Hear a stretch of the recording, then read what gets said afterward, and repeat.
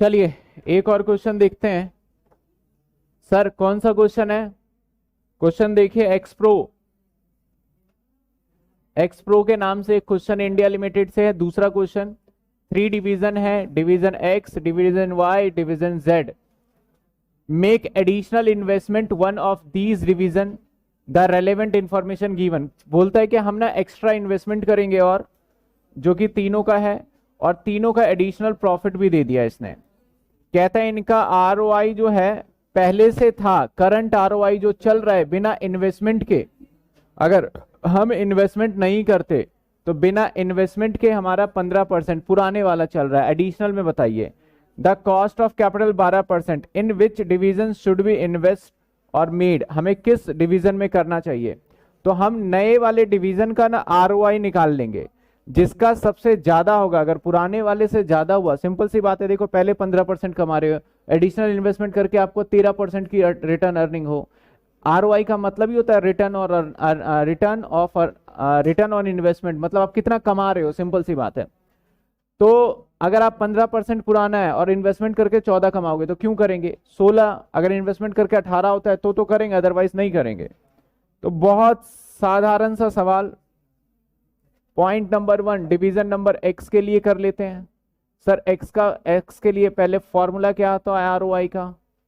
ROI का formula होता है प्रॉफिट और डिवाइडेड बाय इन्वेस्टमेंट इनटू में 100।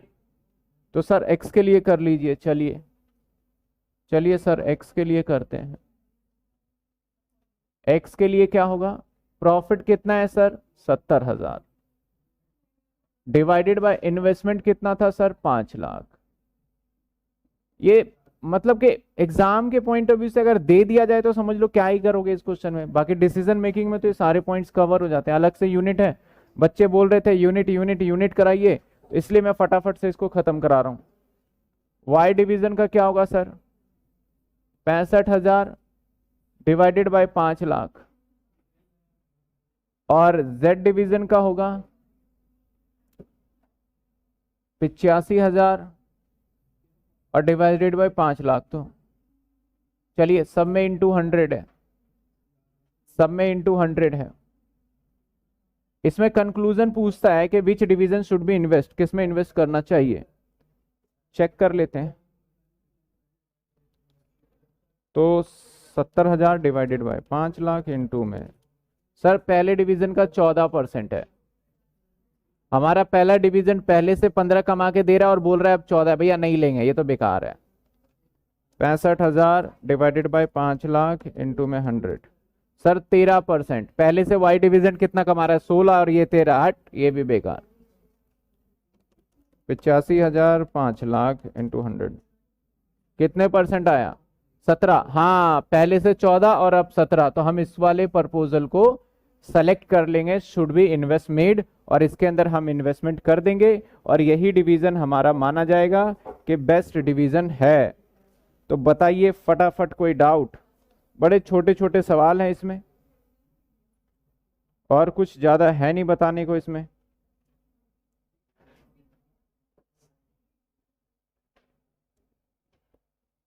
आरआई मेथड से भी बता दें कि रेजिडुअल इनकम क्या होगा। हालांकि इसमें बोला नहीं है सवाल में, सवाल में सिर्फ बोला है कि आप कौन सा चूज करेंगे। अब आरआई मेथड से भी बता देते हैं कि कितना होगा। जब भी ऐसा सवाल आए दोनों निकाल दो, बढ़िया रहेगा। सर आरआई रेजिडुअल इनकम क्या होता है? सर होता है प्रॉफिट इनटू में माइनस में इंटरेस्ट कह दो, सिंपल सी बात है। यानी सर इन्वेस्टमेंट इनटू में रेट या इंटरेस्ट चार्ज बोलते हैं। ये फॉर्मूला लिखना है, करना तो हमें अपने हिसाब से ही है। सर प्रॉफिट कितना? 70,000। इन्वेस्टमेंट कितना सर? 5 लाख। 5 लाख पे कितने परसेंट?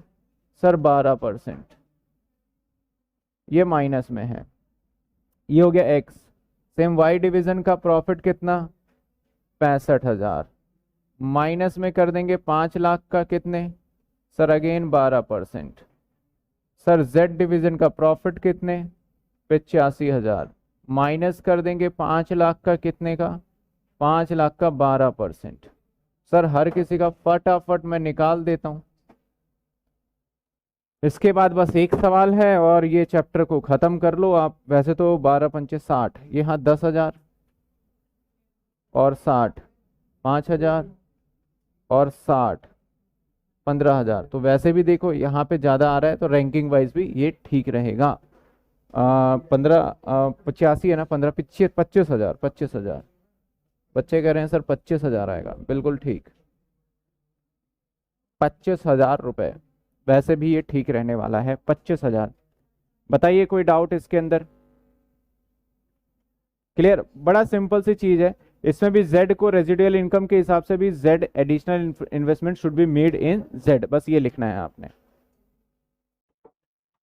चलिए देखते हैं हम एक लास्ट सवाल। सवाल में क्या कहता है देखिए, कहता है the food division should McDonald, और इसमें क्या कहता है सर, टर्नओवर दे दिया। टर्नओवर होता है सर सेल्स, और यहां के कुछ खर्चे दे दिए सर, तो टोटल कॉस्ट तो दे ही दिया आपको, यानी sales 80 lakh, total cost 40 lakh.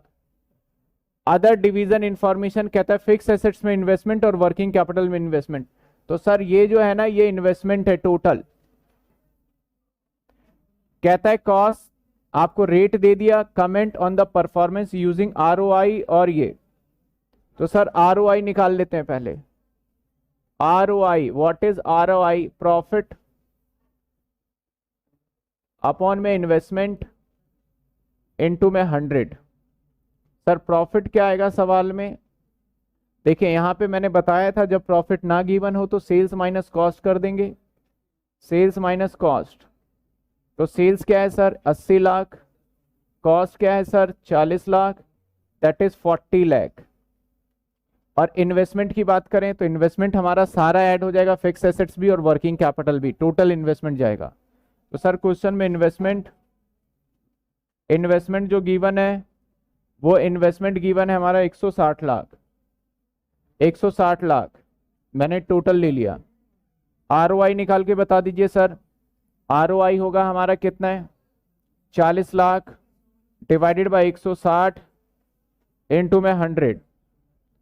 चलिए कैलकुलेटर पे कैलकुलेट कर लेते हैं। 40 डिवाइडेड बाय 160 इनटू में 100, सर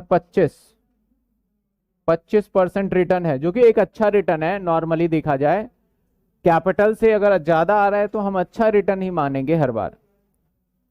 इसके बाद बी पार्ट को कर लेते हैं।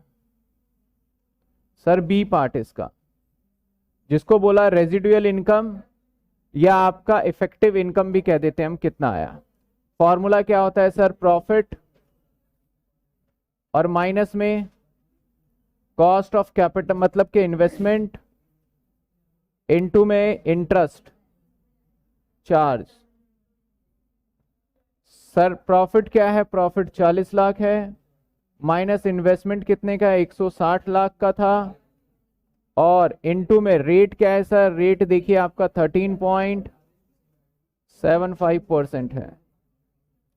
तो सर यहां पे निकाल लेते हैं, यहां पूरा पूरा वैल्यू लिख लेते हैं ना, 40 लाख 1 2 3 माइनस 160 लाख का 13.75, दैट इज आपका 22 लाख, 22 लाख।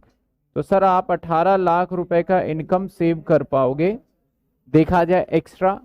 तो यहां पे यही बताना था, दैट मीन्स द बिजनेस हमारा जो है वो क्या कर रहा है, 18 लाख रुपए का इस डिवीजन से इनकम कमा रहा है, अचीव कर रहा है अर्निंग। तो सर ये 3 सवाल ही है। 10 ईयर में भी देखोगे तो अच्छा खासा सवाल ऐसा आया हुआ नहीं है, लेकिन हाँ इसके थ्योरी को पढ़ के जाना है। थ्योरी में क्या क्या पढ़ना है मैं बता देता हूं एक बार। थ्योरी के अंदर इसके एडवांटेज डिसएडवांटेज पढ़ के जाना है, और सबसे मेन क्या है, सबसे मेन है आपका कहाँ गया, सबसे मेन बातें तो बताई नहीं सर आपने। सबसे मेन है कि type of relevancy centre, responsibility centre क्या क्या है। कॉस्ट सेंटर है जो कि कॉस्टिंग में पढ़ा था कि पूरे यूनिट का एक सेंटर होता है, रेवेन्यू सेंटर, प्रॉफिट सेंटर और इन्वेस्टमेंट सेंटर। मतलब रिस्पॉन्सिबिलिटी सेंटर इन चीजों पे डिपेंड करेगा एक हो गया हमारा कॉस्ट सेंटर, कॉस्ट को फोकस रखेगा, जिसका सबसे कम कॉस्ट वो बढ़िया। प्रॉफिट सेंटर, जिसका सबसे प्रॉफिट वो। इन्वेस्टमेंट सेंटर, जिसका आरओआई सबसे ज्यादा वो देखा जाएगा। तो बस आपको थ्योरी पढ़ना है, इसके अलावा कुछ भी नहीं। तो चलिए सर,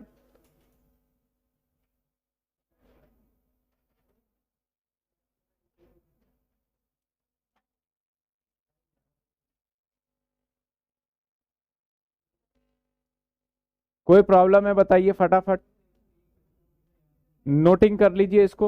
और ये चैप्टर हम करते हैं खत्म। इसके बाद हम एक न्यू चैप्टर के साथ मिलेंगे अगली क्लास में।